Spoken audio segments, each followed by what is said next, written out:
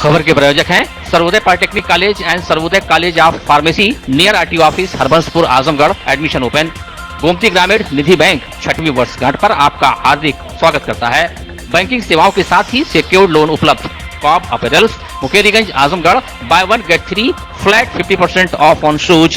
Kashi electric Bhawarnath Azamgarh. E scooty का exclusive showroom wooden touch Bhawarnath Azamgarh. A complete hardware store और hotel park green Sidhari Azamgarh. Atraulia थाना क्षेत्र के मंगूरगढ़ के सिमान में गन्ने के खेत में करीब 17 वर्ष उम्र की किशोरी का शव मिलने से सनसनी फैल गई। मृतक की पहचान सिल्हार पट्टी गांव निवासिनी के रूप में हुई। परिजनों का आरोप है कि लड़की गुरुवार को दोपहर 3 बजे से ही गायब थी। सूचना पाकर मौके पर SP Anurag R, ASP Siddharth तथा पुलिस फोर्स व फॉरेंसिक टीम पहुंची। जानकारी के अनुसार लड़की के गायब होने की जानकारी के बाद गाँव के लोगों ने टोली बनाकर उसकी खोजबीन शुरू कर दी। कल खोजबीन करने पर युवती नहीं मिली। आज सुबह गाँव वाले जब उसे खोजने निकले तो उसका शव घर से करीब आधा किलोमीटर दूर दूसरी ग्राम सभा मगूरगढ़ में एक गन्ने के खेत से बरामद हुआ। युवती को देखने से प्रतीत हो रहा है कि दुष्कर्म के बाद दुपट्टे से उसकी गला दबाकर हत्या हो सकती है। स्थानीय लोगों के अनुसार सिलहरा पट्टी गांव में एक गन्ने के खेत में युवती का चप्पल और मौके से खून के छींटे मिले हैं और उसका शव दूसरी ग्राम सभा के गन्ने के खेत से बरामद हुआ। इससे ये कयास लगाया जा रहा है कि उसकी हत्या सिलहरा पट्टी गांव के गन्ने के खेत में की गई और शव लाकर दूसरी ग्राम सभा मगूरगढ़ में गन्ने के खेत में फेंक दिया गया। बता दें कि लड़की के परिवार में उसकी अन्य 2 बहनें, भाभी और मां रहती हैं। पिता और भाई रोजी रोटी के लिए दिल्ली में रहते हैं। परिजनों ने गांव के एक युवक पर हत्या का आरोप लगाया। पुलिस ने शव को कब्जे में लेकर पोस्टमार्टम के लिए भेज दिया। आज सुबह 7 बजे पुलिस को 112 नंबर पर सूचना मिली है कि एक 17 वर्ष लगभग की उम्र की लड़की जो सिलहरा पट्टी की रहने वाली है, ये गायब है। और उसके बाद पुलिस मौके पर आई है। सर्च किया गया पूरे एरिया को, तो एक जगह से चप्पल और दूसरी जगह से एक डेड बॉडी मिली है जिनकी शिनाख्त इनके रूप में हुई है। परिजनों के द्वारा कुछ लोगों पर संदेह व्यक्त किया गया है। उनको हिरासत में लेकर पुलिस के द्वारा पूछताछ की जा रही है। मेरे द्वारा, एसपीआरए द्वारा, सीओ साहबान द्वारा और जो यहाँ के थाना प्रभारी हैं, घटनास्थल निरीक्षण किया गया है। फील्ड यूनिट और डॉग स्क्वाड के द्वारा भी निरीक्षण किया गया है। काफ़ी एविडेंस यहाँ से कलेक्ट किया गया है। परिजनों को एफआईआर दर्ज कराने के लिए उनके द्वारा तहरीर दी जा रही है। जो भी तहरीर दी जाएगी उस पर मुकदमा लिखवा के जो भी लोग घटना में शामिल होंगे उनको गिरफ्तार करके कठोर कार्रवाई की जाएगी। समाजवादी पार्टी के अध्यक्ष अखिलेश यादव पार्टी के विधायक रमाकांत यादव से जेल में मिलने आ रहे हैं। इससे पहले रमाकांत यादव के परिवार पर प्रशासन ने शिकंजा कसा है। रमाकांत यादव की बहू आशा यादव के घर की कुर्की की गई है। आशा यादव पत्नी स्वर्गीय अरविंद यादव निवासी चकगंजली शाह थाना दीदारगंज लल्लन यादव की बहू है और लल्लन यादव सपा विधायक रमाकांत यादव के बड़े भाई हैं। गुरुवार को पुलिस द्वारा की गई कुर्की की कार्रवाई से रमाकांत समर्थकों में हड़कंप मचा हुआ है। सपा विधायक कई मामलों में केस दर्ज होने के बाद इन दिनों जिला आजमगढ़ की जेल में बंद है। सपा प्रमुख अखिलेश यादव ने रमाकांत से मिलने 23 अगस्त को आजमगढ़ आ रहे हैं। अखिलेश के आगमन की तैयारियां सपा वाले कर रहे हैं। इसी बीच कोर्ट से आदेश लेकर पुलिस ने रमाकांत यादव की बहू के घर की कुर्की की है। बताया जाता है कि मैगना में चलने वाले एक ठेके से बड़ी संख्या में अवैध शराब का रैपर मिला था। इसमें आशा यादव सहित 7 लोगों को आरोपित किया गया था। अन्य आरोपी जेल में है जबकि आशा यादव फरार चल रही हैं। विवेचक पवन सिंह ने बताया कि पवई थाना के मैगना बाजार में सरकारी देसी शराब की दुकान सरावा गांव निवासी राम हरक यादव के नाम पर थी। इसे सपा विधायक रमाकांत यादव की बहू आशा यादव संचालित कर रही थी। उन्होंने बताया कि वहां से नकली शराब की बिक्री की जा रही थी। सूचना पर अक्टूबर 2021 में अवैध शराब का रैपर बरामद हुआ।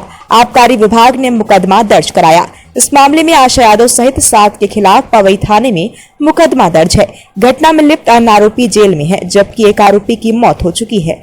घटना के बाद से ही आशा यादव फरार चल रही हैं। उनकी गिरफ्तारी न होने पर पुलिस ने कोर्ट के आदेश पर सीआरपीसी की धारा 82 की नोटिस चस्पा करते हुए हाजिरी होने के लिए डुगडुगी पिटवाई थी, लेकिन आशा यादव न तो गिरफ्तार हुई और न ही अदालत में हाजिर हुई। ऐसे में पुलिस ने कोर्ट की आदेश पर रमाकांत यादव के दीदारगंज थाने के सरावा चकगंजली शाह स्थित घर पर पहुंची। कुर्की की कार्रवाई करते हुए घर से tractor, Bolero, TV, fridge, cycle, thresher, चौकी, चारपाई, खिड़की, दरवाजा, गैस सिलेंडर आदि घरेलू उपयोग के सामान को थाने उठा लाई। थाना पवई पर पंजीकृत मुकदमा अपराध संख्या 136/21 अंतर्गत धारा 420, 467, 468, 471 आईपीसी व 60A एक्साइज एक्ट के तहत अभियुक्ता आशा यादव पत्नी स्वर्गीय अरविंद यादव जो चकगंजली शाह दीदारगंज की रहने वाली है, काफी समय से वांछित चल रही थी। पुलिस द्वारा माननीय न्यायालय से BW 82 CRPC के आदेश प्राप्त किए गए तत्पश्चात 174A का मुकदमा पंजीकृत किया गया। पुलिस द्वारा माननीय न्यायालय से 83 CRPC का आदेश भी प्राप्त किया गया। उक्त आदेश के तामीला के तहत पवई पुलिस द्वारा अभियुक्ता आशा यादव की 13 लाख रुपए की संपत्ति की कुर्की कराई गई है। अभियोग में शीघ्र ही गैंग पंजीकरण तथा गैंगस्टर एक्ट के तहत कार्रवाई भी की जाएगी। मंगल मूल लगन शुभ आवा घर घर उत्सव बाज बधावा। जी हां, जिस मंगल घड़ी की प्रतीक्षा में घर घर में उत्सव का माहौल था, आखिरकार वो शुभ घड़ी आ ही गई। 16 कलाओं और 64 गुरु से युक्त चक्र सुदर्शनकारी विष्णु अवतारी गिरधर गोपाल की किलकारियां घर आंगन में गूंज उठी। रात के अंधेरे और सन्नाटे को अपने तन पर लपेट श्याम ने सर्वत्र जगत में प्रकाश ही प्रकाश बिखेर दिया। लोग खुशी से झूम उठे, शंख बजने लगी, घंटों की आवाज घंटों तक सुनाई देती रही। प्रभु का दर्शन करने के लिए, उनकी आरती उतारने और बलाइयां लेने के लिए लोगों में होड़ मच गई। ऐसे में जगह जगह पंडालों व मंदिरों में कृष्ण अपने विविध रूपों से मुस्कुरा उठे। कहना ना होगा कि महाभारत के युद्ध में अर्जुन को कर्मयोगी कृष्ण ने अपने वृहद रूप का दर्शन कराकर जिस प्रकार धन्य कर दिया था, उसी प्रकार लोग जगह जगह वासुदेव कृष्ण के विविध और निराले रूप को देखकर धन्य हो गए। रात भर मंदिरों पंडालों में दर्शन पूजन भजन कीर्तन का क्रम चलता रहा। नगर की सभी सड़कें देर रात तक गुलजार रहीं। लोगों का आना जाना लगा रहा। खान पान खेल खिलौनों की दुकानों में की रात्रि में भी रोशन रहने से मेला सरीखा दृश्य विद्यमान रहा।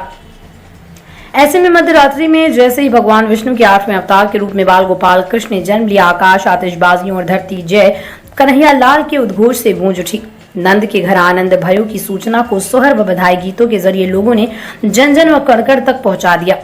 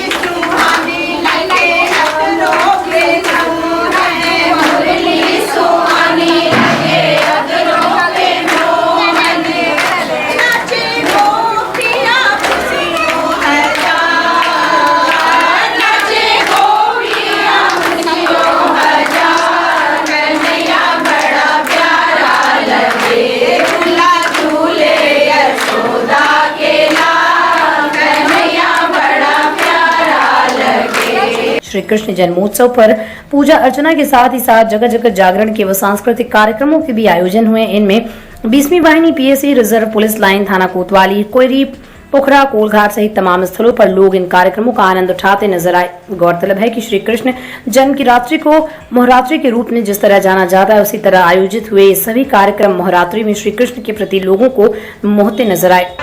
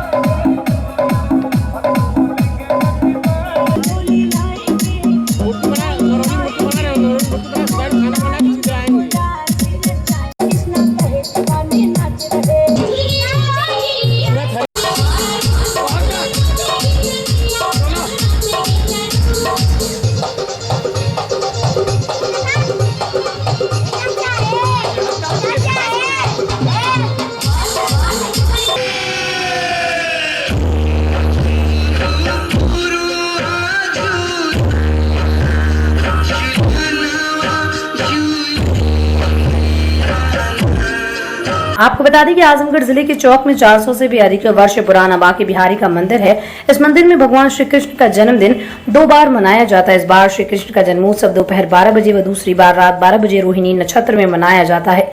इस मंदिर के बारे में मान्यता है कि जो भी भक्त बांके बिहारी से मन की मुराद मांगता है, भगवान उसकी हर मुराद पूरी करते हैं। बांके बिहारी मंदिर की देखरेख कर रहे संतू अग्रवाल ने बताया कि प्रतिवर्ष यहां भगवान श्री कृष्ण का जन्मदिन बड़े ही धूमधाम से मनाया जाता है। इसके साथ ही वर्ष में इस मंदिर में 22 उत्सव धूमधाम के साथ मनाए जाते हैं। इन कार्यक्रमों में बड़ी संख्या में भक्त दर्शन को आते। इस मंदिर की सबसे बड़ी विशेषता ये है कि यहाँ राधा कृष्ण के साथ राधा की 2 सखियां ललिता, विशाखा व कमल के फूल पर विराजमान बांके बिहारी हैं, जो कि दुर्लभ है। बिहारी जी के मंदिर में अष्टमी के दिन भगवान श्री कृष्ण जी का जन्म उत्सव मनाया जा रहा है।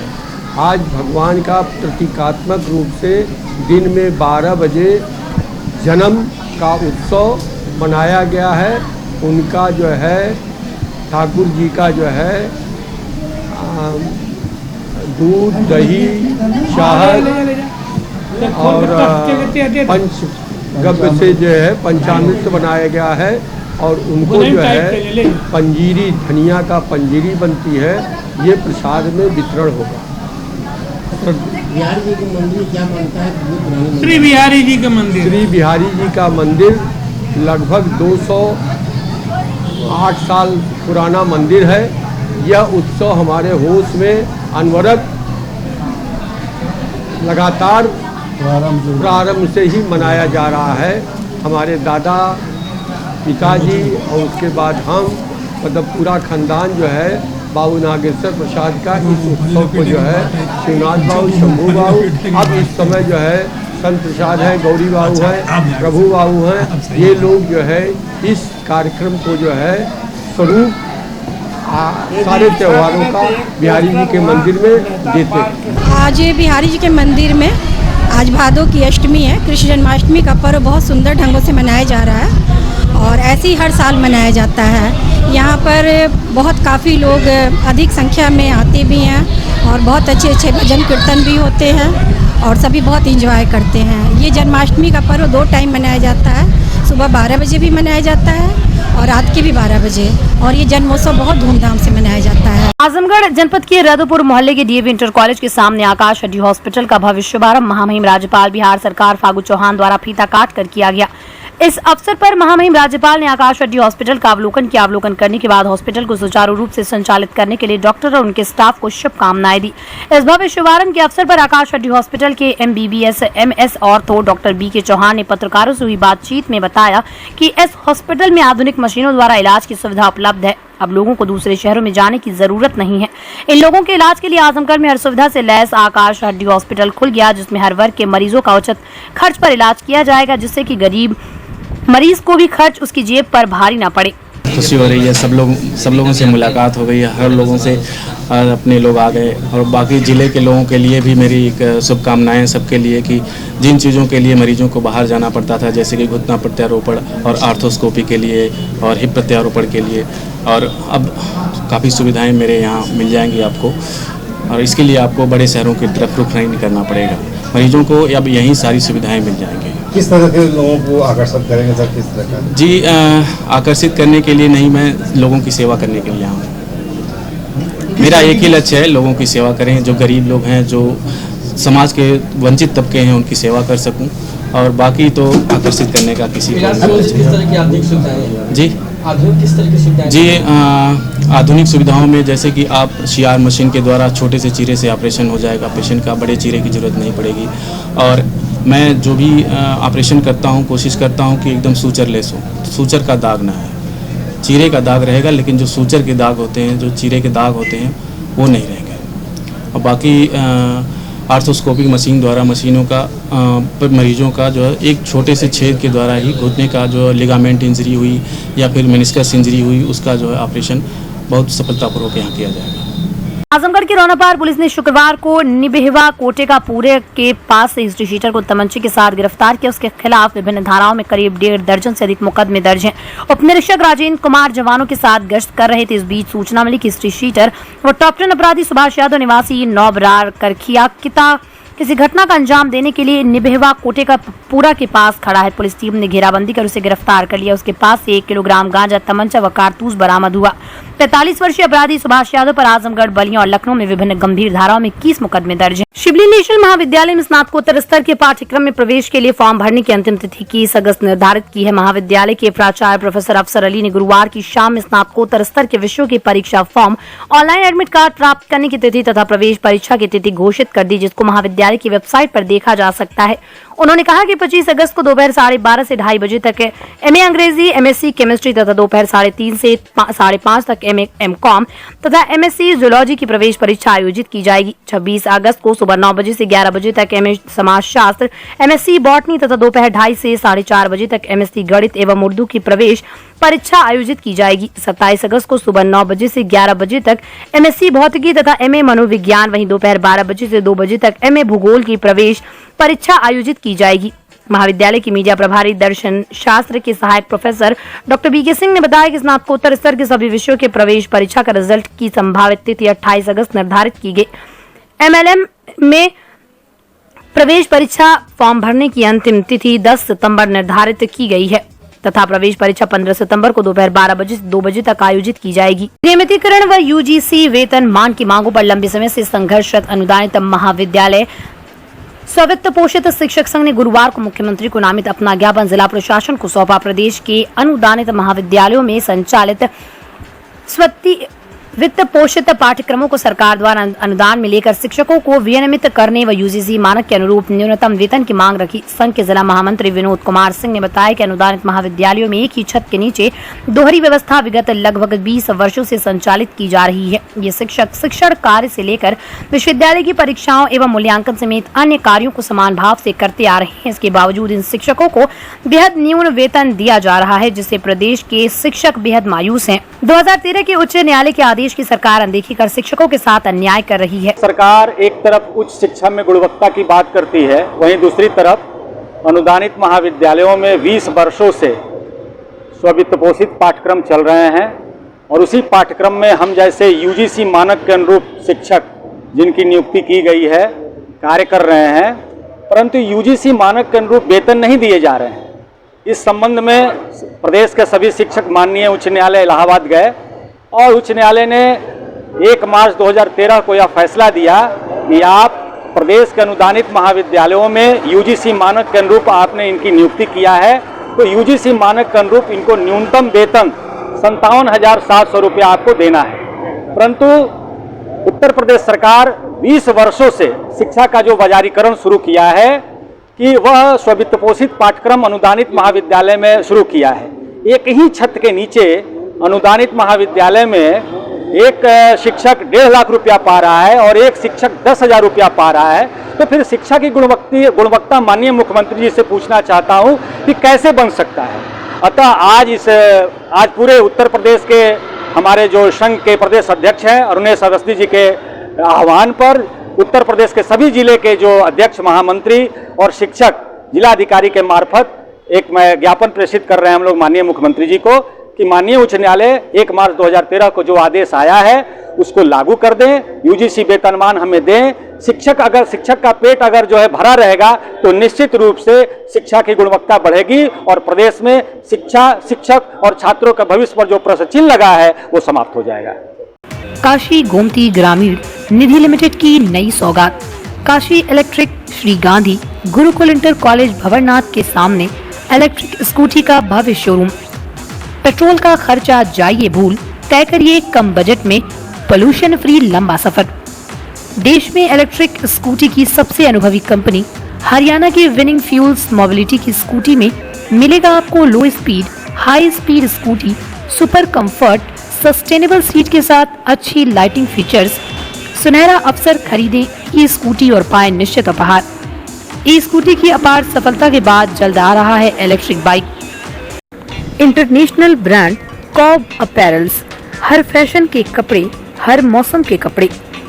Formal shirt, casual shirt, pant, denim, jeans, T shirt, suit, blazer, belt, undergarments and shoes.